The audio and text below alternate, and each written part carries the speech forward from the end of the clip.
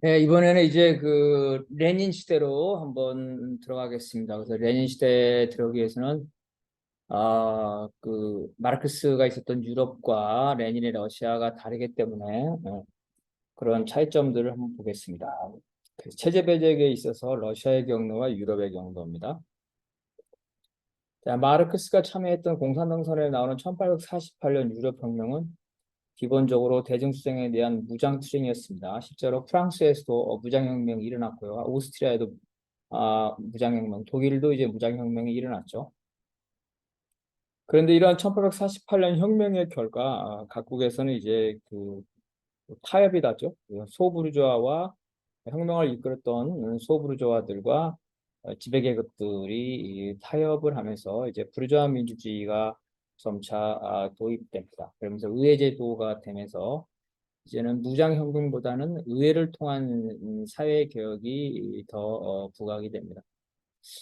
마르크스는 이미 그 이제 그 영국의 민주주의 사례를 들면서 이제 의회를 통한 영국 같은 경우라면 의회를 통한 혁명에 가능하다 이렇게 주장해서 다만 이제 혁명의 시작은 의회를 통해서 가능하지만 혁명 이후에 부르주아 계급들이 이 반혁명을 하기 때문에 결국은 그 반혁명을 제압할 무력이 중요하다. 그런 식으로 이제 주장을 했습니다. 1871년 파리 코민이 붕괴된 이후에 이제 프랑스는 제4공화국이 되면서 부르주아 민주주의 혁명이 완료가 되고 그래서 의회주의가 발전을 하게 됩니다. 사회주의나 이런 것들이 이제 허용이 되는 거죠. 독일도 이제 1870년에 프레이션 중심으로 통일된 이후에 이제 보통선거가 도입됐고 독일 3인당은 1891년 독일 제국의회에서 득표율로 제1당으로 구상을 합니다. 그래서 마르크스가 1884년 3년인가 이렇게 사망을 했는데 엥겔스는 이제 이런 1891년 이런 상황을 다 보죠. 보면서 독일 3인당의 성공을 보면서 선거를 통한 혁명이 독일에서도 가능하다고 인정을 하게 됩니다.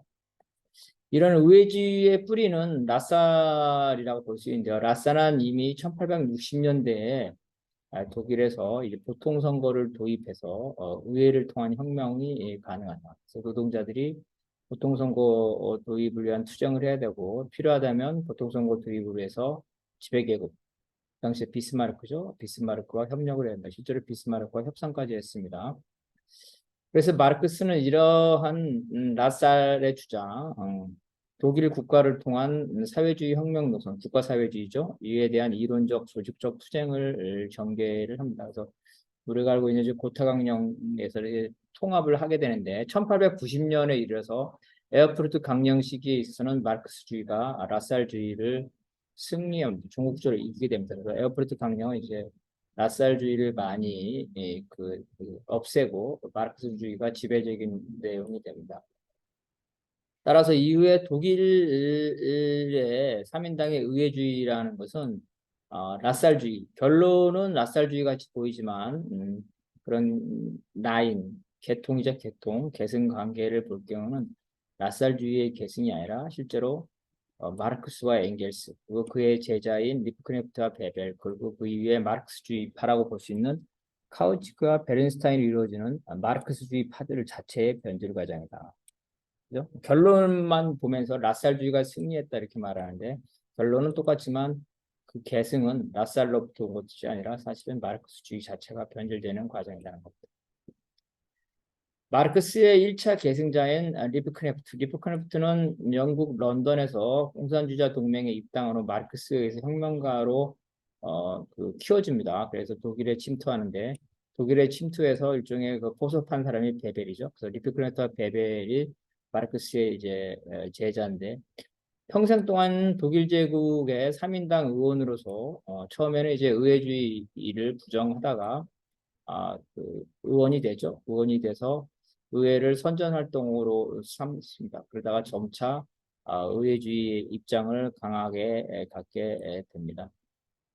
마찬가지로 이제 런던으로 와서 마르크스와 엥겔스로부터 직접 가르침을 받았던 2차 계승자, 그렇죠. 2차 계승자인 카우치크와 베른슈타인은 처음부터 그죠? 왜냐하면 카우치크와 베른슈타인 경우에는 이미 독일이 부르주아 민주주의를 많이 도입한 시기이기 때문에 처음부터 의회주의자로서 그런 러시아의 방식, 그죠? 무장혁명은 부르주아 민주주의가 발전하고 있는 독일에 적절하지 않다. 독일에 적용하기를 거부합니다.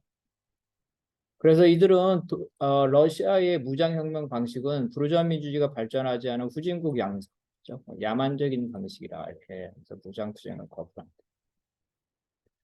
반면에 로자 룩셈부르크는 독일 제국의 1차 대전에서 패배한 직후 러시아식 혁명을 독일에 적용을 하죠. 그래서 독일 3인당으로부터 떨어져 나와서 러시아식 무장혁명을 독일에 적용하고자 합니다. 스파르타쿠스의 아니죠.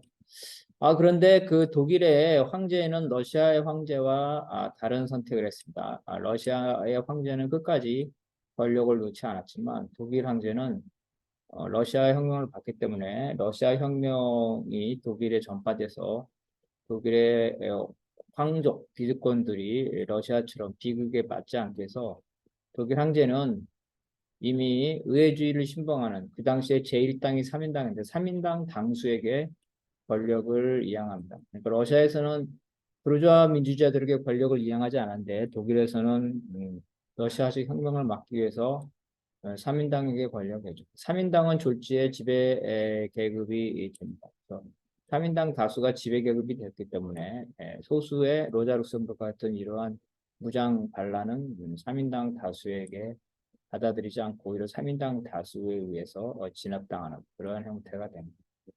다시 말해서 독일 3인당의 조건은 러시아와 달랐기 때문에 룩셈부르크의 이러한 혁명은 실패할 수밖에 없었다는 거죠.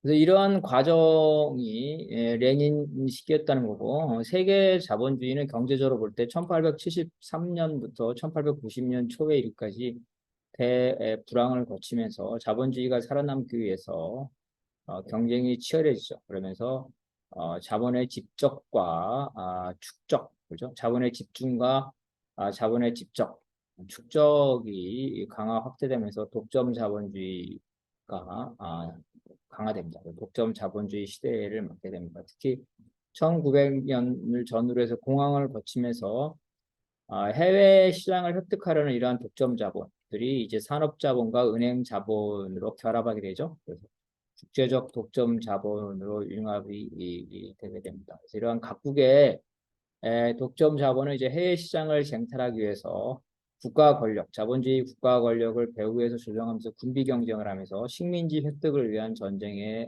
준비합니다. 이처럼 세계대전이 임박하게 되자 국제사회주의 조직인 제2인터내셔널은 1907년과 1912년에 임박한 세계대전을 제국주의자들의 반동적인 누에 전쟁이라고 규정하면서 이 전쟁에 반대할 것을 결의하고 전쟁이 발생할 경우는 전쟁을 조기에 종식하고 전쟁이 초래한 경제적 정치적 위기를 이용해서 자본주의를 타도하는 혁명에 나갈 것을 결의합니다. 형식적으로는 러시아적 혁명 방식을 유럽에도 적용하겠다 이렇게 이제 결의를 한 거죠. 그렇지만 이제 이러한 그 독일의 3인당이나 프랑스 사회당, 영국의 노동당 등 대부분의 유럽의 원내 사회주의 정당들은 실제로 전쟁이 일어나자 전쟁에 반대한 것이 아니라 전쟁에 협력하게 됩니다. 이들 사회주의 정당과 동맹적 관계를 맺고 있던 독일, 프랑스, 영국의 총영면들은 오히려 정당들보다 먼저 전쟁에 협력했습니다. 그리고 이들 노동조합 지도자들은 동맹적 관계에 있던 사회주의 정당에게 전쟁에 협력할 것을 압박을 합니다. 사회주의 정당들의 지지 세력은 바로 이런 노동조합이었기 때문에 이런 노동조합들의 요구를 받아들일 수밖에 없습니다. 이들이 왜 이랬냐면 1차 대전 당시에 유럽의 총연맹과 유럽의 원내 사회주의 정당들은 이미 부르주아 국가에 편입돼서 엄청난 특혜를 누리고 있었습니다. 레닌이 이거를 지적을 하죠. 제국주의 국가에 있는 사회주의자, 삼인주의자들과 노동주의자들은 매수했다 이렇게 평가를 하는데 어쨌든 그래서 이들이 전쟁에 반대할 경우는 자본주의 국가로부터 받고 있는 모든 특혜가 중단될 처지에 있었죠. 그리고 이들 노조와 정당들은 전쟁이 일어났을 때 조국을 지키자는 애국주의 열풍 그리고 전쟁에 협력하지 않을 때는 그러니까 전쟁에 협력하지 않고 파업을 할 경우는 공권 영역의 탄압이 있었겠죠. 이런 것들을 이겨낼 의지나 역량이 없었다는 겁니다. 반면 러시아는 상황이 달라서 러시아의 경우에는 포갑적인 짜르 체제에서 19세기 중반에 부르주아 민주주의 혁명의 기운이 높았고 그리고 19세기 후반에는 산업혁명을 거치면서 노동자 계급이 성장하면서 자본과 포갑적인 짜르 체제에 도전하기 시작했습니다. 그래서 같은 시기였지만 이 시기에 러시아의 시기는 마치 1848년 유럽혁명, 독일혁명과 같은 정세였습니다. 더군다나 1905년에 러시아가 일본에게 전쟁에 패배하면서 전쟁과 폭정에 지친 민중들이 생활교를 건담을 때 이미 1차 유혈혁명에 나섰습니다. 1차 대전 때 러시아가 발칸반도의 지배권이죠. 결국은 해외 시장, 그죠? 영유권이죠. 식민지 영유권 이런 겁니다. 후발 제국주의 국가인 독일의 확장, 그죠? 독일의 확장에 대해서 이러한 러시아와 충돌하게 된 겁니다. 당시 러시아의 노동조합과 사회주의 정당들은 국가로부터 특혜를 받기는커녕 오히려 탄압을 받고 있었습니다. 민심은 황제로부터 멀어졌고 황제가 포갑을 했기 때문에 전쟁에서 패배를 거듭해서 애국주의 열풍도 없었다는 겁니다. 따라서 러시아의 노조와 사회주의 정당들은 전쟁에 협력해야 한다는 이러한 압박을 받지도 않았고 오히려 전쟁을 기회로 짜르 체제를 전복하고 부르주아 혁명과 사회주의 혁명을 연달아 달성하고자 했습니다. 바로 이러한 것들이 체제 변혁 혁명에 있어서 유럽의 길과 러시아의 길이 서로 달랐다. 따라서 유럽의 사회주의 지도자와 러시아의 사회주의 지도자들의 혁명 이론이 달라질 수밖에 없던 겁니다.